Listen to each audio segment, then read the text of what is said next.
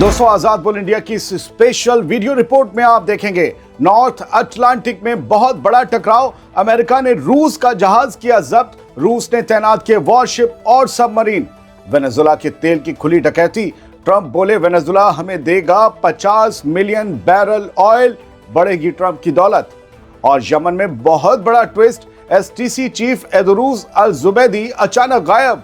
Saudi कोalition ने किया भागने का दावा। दोस्तों, बहुत अहम खबरें हैं इस छोटे से वीडियो में और इसी वजह से दुनिया भर की खबरें हमारा प्रोग्राम नहीं आ पा रहा, क्योंकि बड़ी हैपनिंग्स हो रही हैं। डोनाल्ड ट्रंप वेनेजुएला पर ऑपरेशन करके खुद को ताकतवर दिखा रहे थे, ईरान को धमकाने की कोशिश कर रहे थे और अब मामला सीधा रूस तक पहुंच गया है। अमेरिका की नेवी ने नॉर्थ अटलांटिक में रूस के झंडे वाला एक ऑयल टैंकर, एक जहाज जब्त कर लिया। नाम है मैरिनेरा। और गिरफ्तारी के वक्त, या फिर यूं कहें कि जब्ती के वक्त, हालात ऐसे थे कि आसपास रूस का एक वॉरशिप यानी जंगी जहाज और एक मिलिट्री सबमरीन यानी पनडुब्बी मौजूद थी। तस्वीर देखिए। सवाल यह नहीं है कि अमेरिका ने टैंकर क्यों पकड़ा, बड़ा सवाल यह है कि आखिर एक ऑयल टैंकर के साथ रूस ने वॉरशिप और सबमरीन क्यों तैनात कर रखी थी। और उससे भी बड़ा सवाल यह है कि आखिर ट्रंप चाहते क्या हैं। क्या वो दुनिया को थर्ड वर्ल्ड वॉर की तरफ ले जाना चाहते हैं? क्योंकि सोशल मीडिया पर यही डिस्कशन और यही लफ्ज गूंज रहा है कि वो हर जगह हाथ डाल रहे हैं और अब रूस पर डाल दिया। क्या वो जानबूझकर दुनिया को थर्ड वर्ल्ड वॉर की तरफ धकेल रहे हैं? क्योंकि पहले वेनेजुएला, फिर ईरान और अब रूस, हर मोर्चे पर टकराव बढ़ता ही जा रहा है। 7 जनवरी 2026 की इस बड़ी खबर के मुताबिक अमेरिका का दावा है कि ये ऑयल टैंकर अमेरिका की पाबंदियों की खिलाफ वर्जी कर रहा था और वेनेजुएला से जुड़ी शैडो फ्लीट का हिस्सा था। वो जहाज जो छुपकर चलते हैं वो शैडो फ्लीट कहलाते हैं, चोरी छुपे, दुनिया को अपनी लोकेशन नहीं देते। ये कहते हैं कि शैडो फ्लीट का हिस्सा था ये जहाज, जो वेनेजुएला, रूस और ईरान का तेल दुनिया भर में सप्लाई कर रहा है। ये shadow fleet. US defence secretary ने खुलेआम कहा कि सैंक्शन वाला वेनेजुएला का तेल चाहे दुनिया के किसी भी कोने में हो, उसकी ब्लॉकेड जारी रहेगी। इस जहाज के पीछे अमेरिका बहुत दिन से पड़ा था। रिपोर्ट्स के मुताबिक अमेरिका के फौजी हेलीकॉप्टर से टैंकर पर उतरे, जो आप देख रहे हैं, और उसे जब्त कर लाए। इससे पहले भी तूफान के दौरान इस जहाज को पकड़ने की कोशिश हुई थी। रॉयटर्स का कहना है कि ऑपरेशन के दौरान रूस की सबमरीन और वॉरशिप आसपास थे, लेकिन फिलहाल किसी सीधे टकराव की खबर नहीं है। लोग इंतजार कर रहे हैं होगा क्या। इधर रूस की फॉरेन मिनिस्ट्री ने कहा है कि जहाज इंटरनेशनल वाटर में था और इंटरनेशनल मैरीटाइम लॉ के तहत यानी कानून के तहत चल रहा था, और अमेरिका या नाटो की यह हरकत जरूरत से ज्यादा उकसावे वाली है। जाहिर है कि ये बयान और ये लाइन ये बता रही है कि पुतिन बेहद गुस्से में हैं और कह रहे हैं कि मुझे उकसाया जा रहा है और अब उनकी तरफ से पलटवार का इंतजार किया जा रहा है। ये पूरी कार्रवाई ट्रंप की उसी मुहिम का हिस्सा है दोस्तों, जिसमें वो वेनेजुएला से जुड़े ऑयल टैंकर्स पर शिकंजा कस रहे हैं। निकोलस मादुरो को वेनेजुएला से उठाने के बाद, पकड़ने के बाद ट्रंप ये तक कह चुके हैं कि अमेरिका वेनेजुएला को चलाएगा और उसका ऑयल डेवलप करेगा। अब रूस तक मामला पहुंचने के बाद सारी दुनिया की नजर इस बात पर टिकी है कि रूस इसका जवाब कैसे देगा, क्योंकि इस बार सिर्फ धमकी नहीं, सीधे टकराव की लाइन क्रॉस होती दिख रही है। दुनिया एक बड़ी उथल पुथल से गुजर रही है दोस्तों, और अमेरिका ने एक बड़ा हंगामा खड़ा कर दिया है। क्या होगा, दुनिया भर की नजर इस पर टिकी है। अब एक और अहम खबर सुनिए। डोनाल्ड ट्रंप ने वेनेजुएला को लेकर एक और बड़ा और चौंकाने वाला दावा या ऐलान कर दिया है। ट्रंप का कहना है कि वेनेजुएला अब अमेरिका को 30 से 50 मिलियन बैरल ऑयल सौंपेगा, जिसकी कीमत करीब 2.8 बिलियन डॉलर बताई जा रही है। यह बयान उस मिलिट्री ऑपरेशन के बाद आया है जिसके जरिए निकोलस मादुरो को पावर से हटाया गया। ऑयल मार्केट रेट पर लिया जाएगा क्या? ट्रंप ने सोशल मीडिया पर लिखा कि ऑयल यानी तेल मार्केट प्राइस पर बेचा जाएगा और उससे आने वाला पैसा उनके कंट्रोल में रहेगा, यानी ट्रंप के और अमेरिका के। ट्रंप का दावा है कि इस रकम का इस्तेमाल वो वेनेजुएला के लोगों की भलाई और अमेरिका के लोगों की भलाई और दोनों मुल्कों के लोगों के फायदे के लिए करेंगे।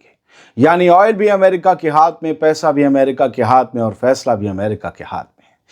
क्या लग रहा है? लग रहा है फिर से कहूं कि राजशाही चल रही है। कोई है अलेक्जेंडर की तरह जो निकल चुका है सबको जीतने और कब्जाने। यही नहीं, ट्रंप पहले ये कह चुके हैं कि 18 महीने के अंदर वेनेजुएला में अमेरिकी ऑयल इंडस्ट्री पूरी तरह से अप एंड रनिंग होगी और उन्हें उम्मीद है कि दुनिया भर से भारी इन्वेस्टमेंट वहां आने लगेगा। दोस्तों, ट्रंप के लहजे से साफ है कि वो वेनेजुएला को सिर्फ एक बदली हुई सरकार के तौर पर नहीं बल्कि एक नए ऑयल प्रोजेक्ट के तौर पर देख रहे हैं। लेकिन सवाल वही है, क्या ये मदद है या खुली लूट है, डकैती है? क्योंकि जिस मुल्क में बंदूक के साए में सरकार बदली गई, उसी मुल्क का ऑयल अब अमेरिका के हवाले किया जा रहा है। ट्रंप इसे रीबिल्डिंग कह रहे हैं, मगर दुनिया इसे एक खतरनाक मिसाल के तौर पर देख रही है, दर्ज कर रही है। दोस्तों, खबर अब उस तरफ की जहां बहुत हलचल है। यमन में पावर गेम में अचानक खतरनाक मोड़ आ गया है। सऊदी लीड कोalition ने यह दावा किया है कि सदर्न ट्रांजिशनल काउंसिल यानी एसटीसी के चीफ एदरूस अल जुबैदी अचानक गायब हो गए या भाग गए हैं और उनका ठिकाना फिलहाल किसी को मालूम नहीं है। कोalition यानी कि जो यमन की हुकूमत है और सऊदी का जो गठजोड़ है, उस कोalition के मुताबिक अल जुबैदी को 4 जनवरी को यह साफ साफ हुक्म दिया गया था कि वो 48 घंटे के अंदर सऊदी अरब पहुंचे, जहां यमन की प्रेसिडेंशियल लीडरशिप काउंसिल के हेड रशाद अल अलीमी और कोalition के लीडर्स के साथ उनकी बातचीत होनी थी। तय होना था कि क्या करना है आगे।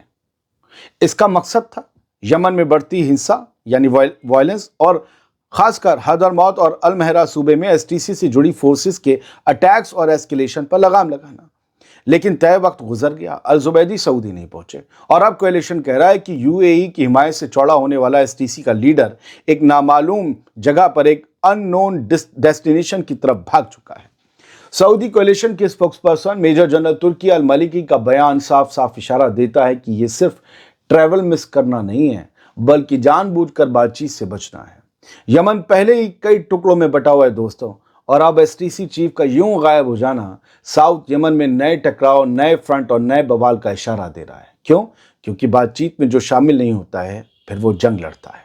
सवाल सीधा है, अल जुबैदी भाग क्यों रहे हैं, कहां भागे हैं और वो आखिरकार किस एक्शन की तैयारी कर रहे हैं? यमन से आज एक और खबर है। आज एयर स्ट्राइक्स की हैं सऊदी अरब ने, और ये स्ट्राइक्स की हैं अल दहला में, जो कि साउथ यमन में आता है, जहां एसटीसी कब्जा जमाए बैठा। कई जगह उन्होंने सरेंडर किया, कई जगह अब भी कायम है।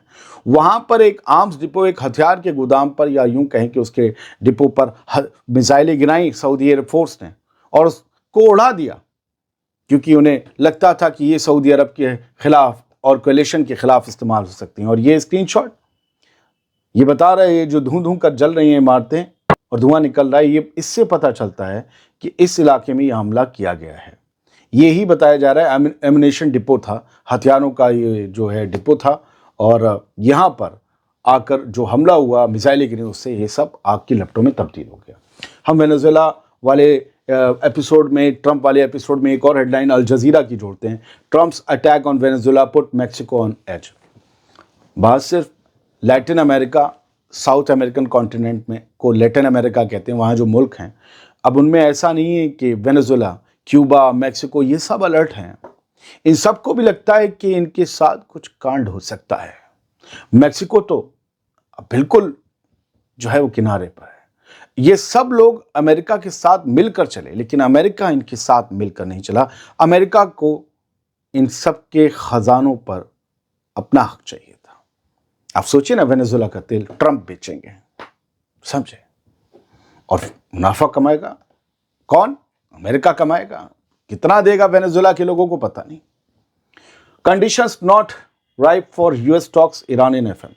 ईरान के फॉरेन मिनिस्टर अब्बास अराक्ची ने सीधा कह दिया कि मौजूदा जो हालात हैं, जो सिनेरियोज हैं, उनमें अमेरिका के साथ बातचीत करना, मसलों को सुलझाना, यह अभी पॉसिबल नहीं है। हम बातचीत नहीं कर सकते हैं, क्योंकि एक तरफ हवाएं चल रही हैं कि हमला होगा, हमला होगा, हमला होगा, हमला होगा। ये नहीं हो सकता। इसको अभी बातचीत को मुलतवी रखना ही बेहतर है। पहले हालात और जो माहौल है वो सही किया जाए। छोटा सा वीडियो था, उम्मीद करता हूँ पहुँचाना था आप तक जो खबरों को सादगी के साथ वो पहुँच गई होगी। बहुत बहुत शुक्रिया। सलामत रहिए, खुश रहिए।